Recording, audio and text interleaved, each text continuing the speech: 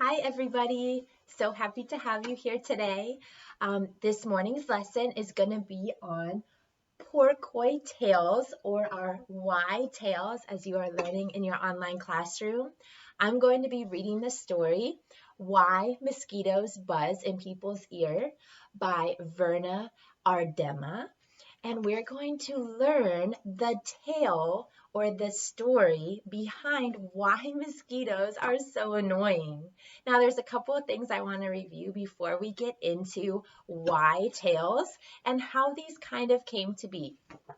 So these answer or explain why things are the way they are, and most of these stories come from long ago. They've been passed down through generations, through different cultures, and just kind of explain why things in our natural world happen the way that they do. Now, later on this week, we're going to be writing our own why tales, so those aren't going to come from long ago. But you're going to use a question you have about the natural world. For example, why is the grass green? Or why do dragonflies have wings? Something like that about the natural world, that you're going to create your own story of why those things have happened. Now, in order to do this, we are going to see a lot of cause and effect. And that's kind of the focus skill of these tales. We want to understand first the cause or the event that happens. So the first thing to take place is the cause. The effect is what happens because see that word there? Because of this event. For example, let's take a soccer game. How does somebody score a goal? Well, the cause is they have to kick the ball into the net and the goalie has to miss it. So the cause of that is the soccer player kicked the soccer ball into the net.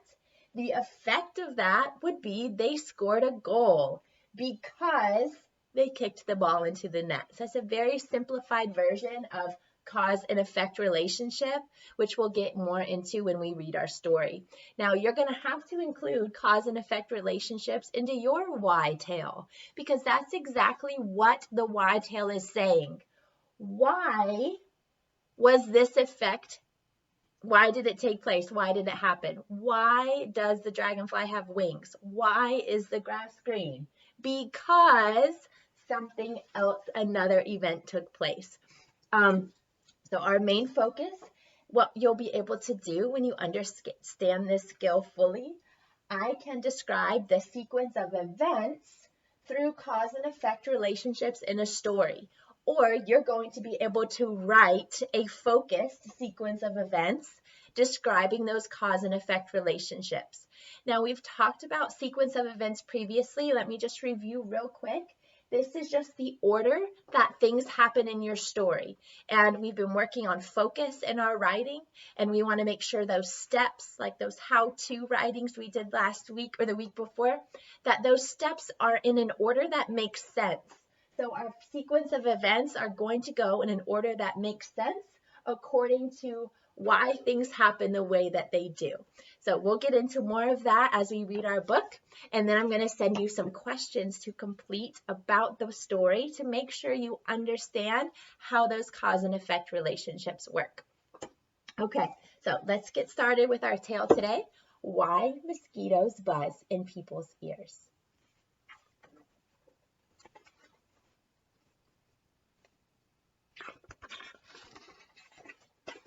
Oh, and I did want to read you the back.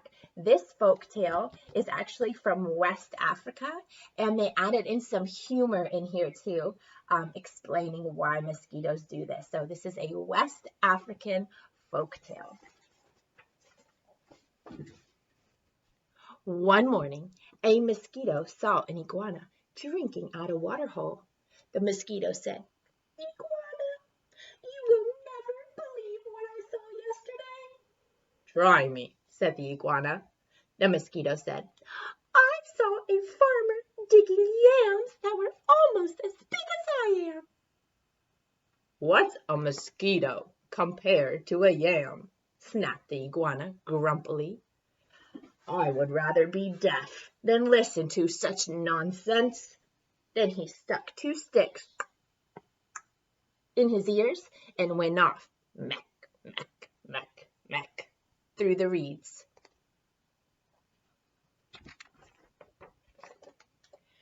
The iguana was still grumbling to himself when he happened to pass a python. The big snake raised his head and said, "Good morning, iguana." The iguana did not answer, but lumbered on, bobbing his head. Badamin, badamin, badamin. "Now, why you only speak to me?" said the python to himself. "Iguana must be angry about something. I'm afraid he's plotting mischief against me." He began looking for somewhere to hide. The first likely place he found was a rabbit hole. And in the hole he went. Wasu, wasu, wasu, wasu, wasu, wasu. When the rabbit saw the big snake coming into her burrow, she was terrified. She scurried out through her back way and bounded, crick, crick, crick, crick, across the clearing. A crow saw the rabbit running for her life. He flew into the forest crying, "Caw, caw, caw." It was his duty to spread the alarm in case of danger. A monkey heard the crow. He was sure that some dangerous beast was prowling near. He began screeching and leaping, killy-willy, through the trees to help warn the other animals. As the monkey was crashing through the treetops, he happened to land on a dead limb. It broke and fell on an owl's nest, killing one of the owlets.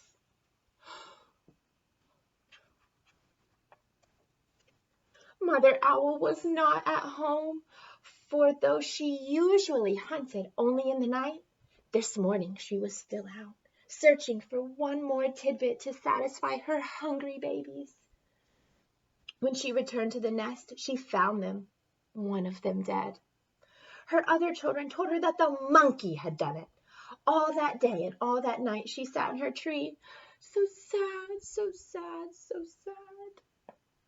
Now it was Mother Owl who woke the sun each day so that the dawn would come. But this time, when she should have hooted for the sun, she did not do it.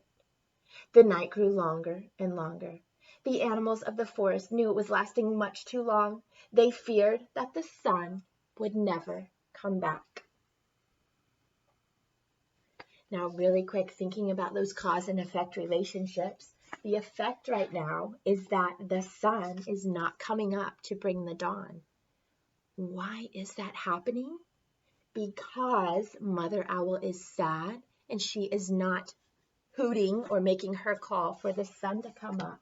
So the cause, Mother Owl is not hooting for the sun to come up.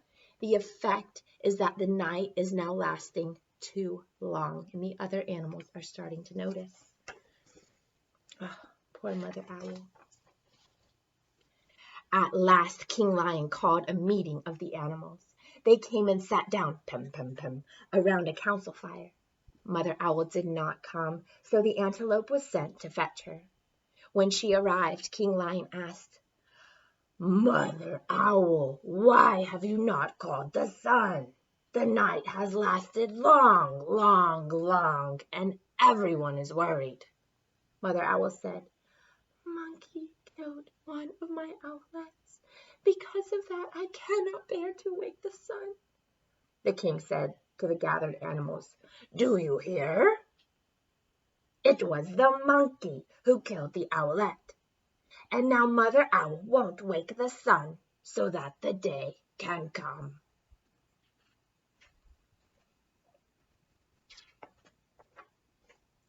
The Lion King called on the monkey. He came before him nervously, glancing from side to side. Rim, rim, rim, rim. "Monkey," said the king, "why did you kill one of Mother Owl's babies?" "Oh, King," said the monkey, "it was the crow's fault. He was calling and calling to warn us of danger, and I went leaping through the trees to help. A limb broke under me and it fell to the owl's nest." The king said to the council, "So It was the crow who alarmed the monkey, who killed the owlet, and now Mother Owl won't wake the sun so that the day can come. Are you hearing all of those cause and effect relationships here? Let's keep going. Then the king called for the crow. That big bird came flapping. He said, "Caw, King Lion, it was the rabbit's fault. I saw her running, caw, for her life in the daytime. Wasn't that reason enough to spread an alarm?" The king nodded his head and said to the council, "So, it was the rabbit who startled the crow, who alarmed the monkey, who killed the owlet, and now Mother Owl won't wake up the sun so that the day can come."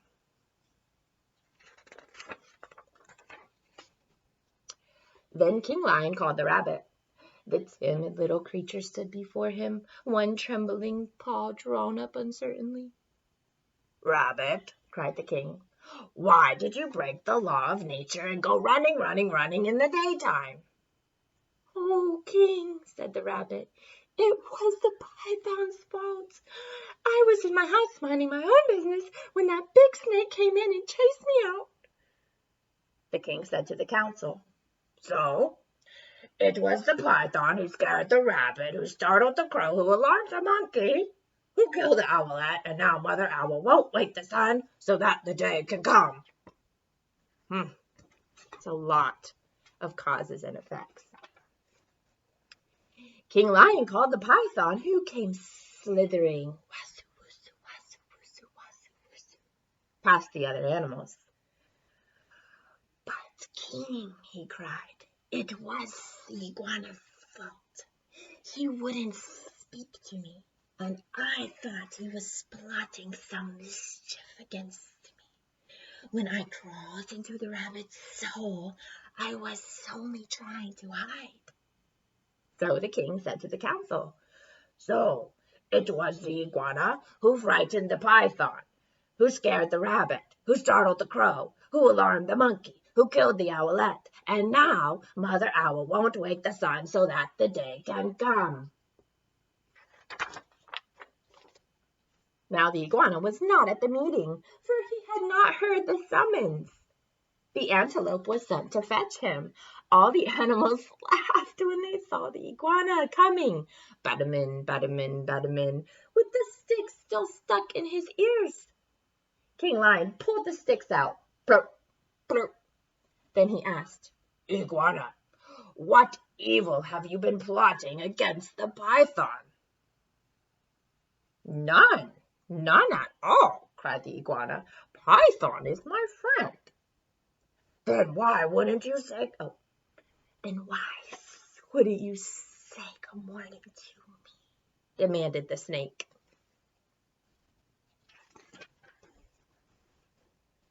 "I didn't hear you or even see you," said the iguana.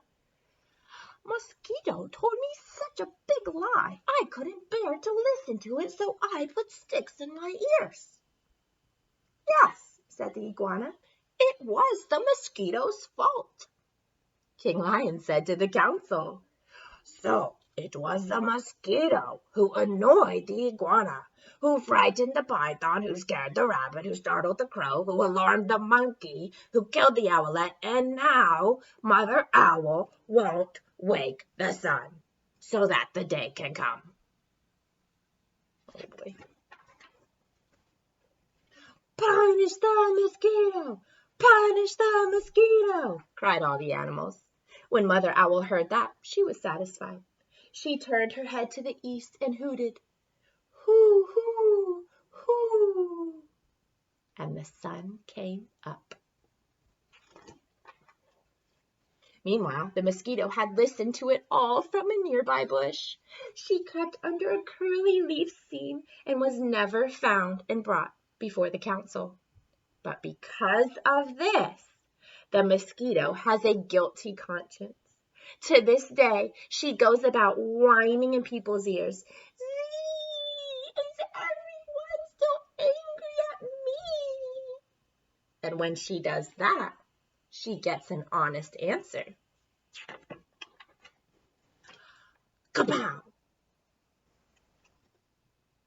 The end. So now we know why mosquitoes are buzzing in people's ears. She does this because she wants to make sure the other animals are not still angry with her. And we always tell that mosquito, yes, they are. So there were lots of cause and effect relationships within that story, and you will see those on the worksheet I'm going to send out for you. Please remember that this tale kind of goes through many events. The sequence would be very different if one of the animals moved to a different part of our story. And we will talk about that also later this week when the sequence of events is not in the same order, how it changes the course of the story. So when you're writing your why tale, this is probably one of the writings that has the most editing and revising when you go in and add those details, or maybe think of another funny event that might add some more to your story. So I want you to be thinking of all those things when you write, when you're answering those questions for your pre-write and filling out that graphic organizer. What kind of series or sequence can I make in my tale to explain why something happens the way that it does?